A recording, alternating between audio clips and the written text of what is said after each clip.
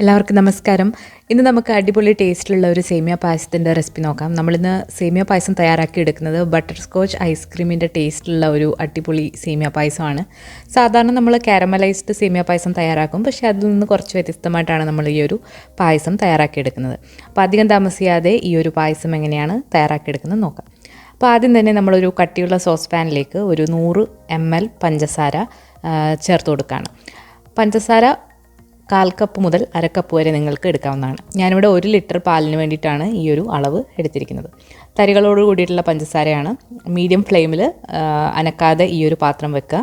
കുറച്ച് സമയം കഴിയുമ്പോഴത്തേക്ക് ഇതുപോലെ പഞ്ചസാര ഒന്ന് കാരമലൈസ് ആയി തുടങ്ങും, ഇതുപോലെ കളർ മാറി തുടങ്ങും. അപ്പോൾ തീ ഒരുപാട് കൂട്ടി വെക്കരുത്, മീഡിയം ഫ്ലെയിമിലിട്ട് വേണം ഇത് ചെയ്തെടുക്കാനായിട്ട്. പഞ്ചസാര കുറച്ചൊന്ന് ഉരുകി വന്നു കഴിഞ്ഞാൽ ഒരു തവി വെച്ചിട്ട് ഒന്ന് ഇളക്കി കൊടുക്കുക. ഒന്ന് ഇളക്കി കൊടുക്കുമ്പോഴത്തേക്കും ഇത് ഒന്ന് അലിഞ്ഞ് എല്ലാം ഒരേപോലെ അലിഞ്ഞു വരും. ഈ ഒരു സമയത്ത് നമ്മളിതിലേക്ക് ചേർത്ത് കൊടുക്കാൻ പോകുന്നത്, ഇതൊരു ബട്ടർ സ്കോച്ച് പായസമാണല്ലോ, അപ്പോൾ ബട്ടർ സ്കോച്ചിൻ്റെ ആ ഒരു ടേസ്റ്റ് കിട്ടാൻ വേണ്ടിയിട്ട് നമ്മളിവിടെ 2 ടേബിൾ സ്പൂൺ ബട്ടർ, ഉപ്പില്ലാത്ത ബട്ടറാണ് ഞാനിവിടെ എടുത്തിട്ടുള്ളത്. ഏത് ബട്ടർ വേണമെങ്കിലും നിങ്ങൾക്ക് എടുക്കാം, ഉപ്പുള്ളതും നിങ്ങൾക്ക് എടുക്കാവുന്നതാണ്. അപ്പോൾ നാട്ടിലൊക്കെ ആണെങ്കിൽ അമൂലിൻ്റെ ബട്ടർ നല്ലതാണ്, അപ്പോൾ ഏത് ബ്രാൻഡായാലും കുഴപ്പമില്ല. അപ്പോൾ ബട്ടർ കൂടി ഇട്ടിട്ട് ഇത് നന്നായിട്ടൊന്ന് ഇളക്കി യോജിപ്പിക്കാം. ഇപ്പോൾ നമ്മുടെ ബട്ടർ സ്കോച്ചിന് വേണ്ടിയിട്ടുള്ള സോസ് ഇവിടെ തയ്യാറായിട്ടുണ്ട്. ഇനി ഇതിലേക്ക് കുറേശ്ശെ പാലൊഴിച്ചിട്ട് ഇത് നന്നായിട്ടൊന്ന് ഇളക്കിയെടുക്കണം. തീ ഒന്ന് കുറച്ചിടാം. പാൽ കുറേശ്ശെയായിട്ട് ഒഴിച്ചു കൊടുക്കുക. അപ്പോൾ തണുത്ത പാലാണ് ഞാൻ ഒഴിച്ചു കൊടുത്തിട്ടുള്ളത്. അപ്പോൾ ഈ ഒരു പഞ്ചസാര കുറച്ച് കട്ടിയാകും. ആ ഒരു കട്ടിയായത് നമ്മൾ കുറച്ച് ഇളക്കി കഴിയുമ്പോഴത്തേക്ക് അത് നന്നായിട്ട് അലിഞ്ഞു വരും. അപ്പോൾ കുറേശ്ശെ പാലൊഴിച്ചിട്ട് ഇത് നന്നായിട്ട് അലിയുന്നത് വരെ ഒന്ന് ഇളക്കി യോജിപ്പിക്കാം. ഇപ്പോൾ നമ്മുടെ പഞ്ചസാര കട്ടിയായത് കുറച്ചൊന്ന് അലിഞ്ഞു വന്നിട്ടുണ്ട്. ഇനി ഇതിലേക്ക് ബാക്കി പാലും കൂടി ഒഴിച്ചു കൊടുക്കാം.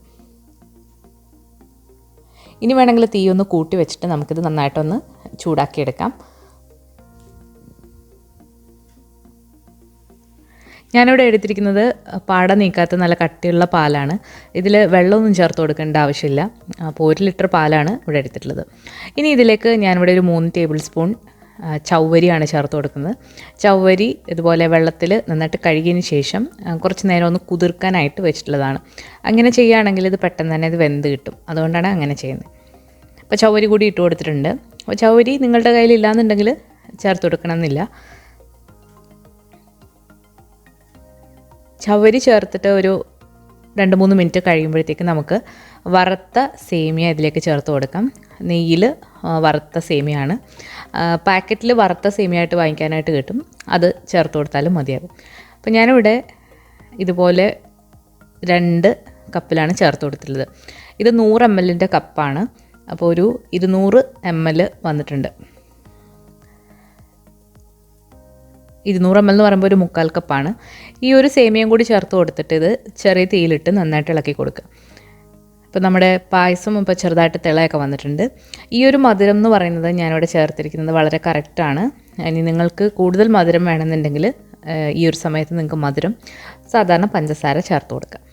അപ്പോൾ നിങ്ങൾ ഇപ്പോൾ തന്നെ ടേസ്റ്റ് ചെയ്ത് നോക്കുകയാണെങ്കിൽ നല്ലൊരു ബട്ടർ സ്കോച്ചിൻ്റെ ഒരു ടേസ്റ്റാണ്.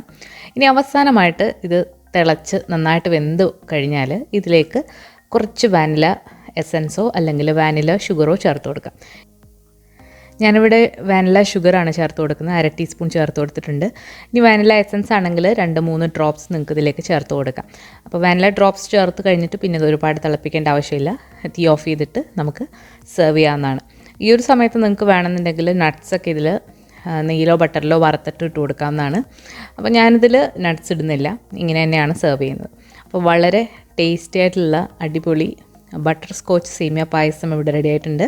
ഇത് ചൂടോടെ തന്നെ സെർവ് ചെയ്യാം, അല്ലാന്നുണ്ടെങ്കിൽ നിങ്ങൾക്ക് ഫ്രിഡ്ജിൽ വെച്ചിട്ട് തണുപ്പിച്ചിട്ടും സെർവ് ചെയ്യാവുന്നതാണ്. അപ്പോൾ പാർട്ടികൾക്കൊക്കെ ട്രൈ ചെയ്യാൻ പറ്റിയ ഒരു അടിപൊളി സേമിയ പായസത്തിൻ്റെ റെസിപ്പിയാണ് ഇന്ന് ഷെയർ ചെയ്തത്.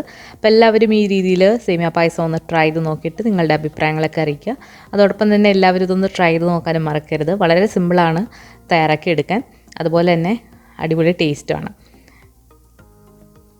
അപ്പോൾ ഈ ഒരു സേമിയ പായസത്തിൻ്റെ റെസിപ്പി നിങ്ങൾക്ക് ഇഷ്ടമായിട്ടുണ്ടെങ്കിൽ ഈ വീഡിയോ ലൈക്ക് ചെയ്യാനും ഷെയർ ചെയ്യാനും അതുപോലെ നിങ്ങളുടെ അഭിപ്രായങ്ങളൊക്കെ കമൻസിലൂടെ അറിയിക്കാനും മറക്കരുത്.